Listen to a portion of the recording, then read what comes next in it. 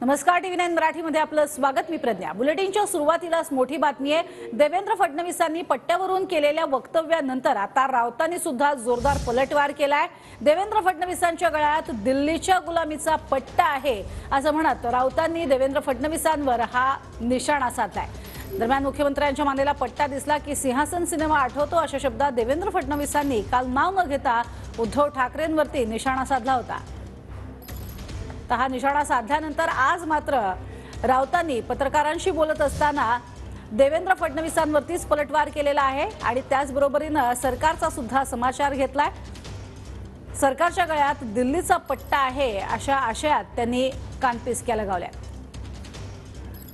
आम्हाला देखील परिस्थिती अनुरूप नाटक किंवा सिनेमाचं स्मरण होतं। जसं मुख्यमंत्र्याच्या मानेला पट्टा दिसला की सिंहासन सिनेमा आम्हाला आठवतो। आताच्या मुख्यमंत्र्यांना पट्ट्याची गरज पडत नाही। मी कुणाबद्दल बोलतो हे सांगण्याची आवश्यकता देखील नाही।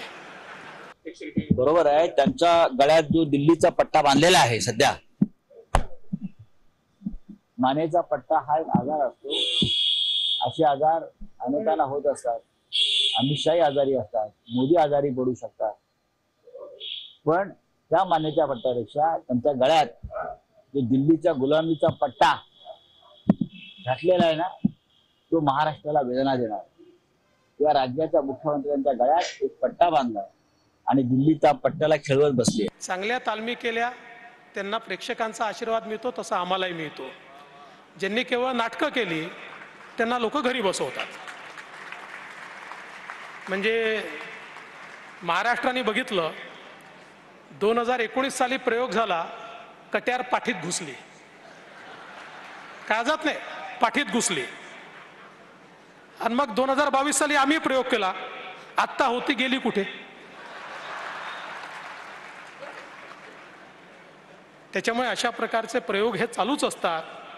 सायकल देवेंद्र फडणवीस भाषणात असं म्हटले की 2019 ला कट्यार पाठीत घुसली असा प्रयोग झाला। देवेंद्र फडणवीसांनी काल भाषणात उल्लेख केला।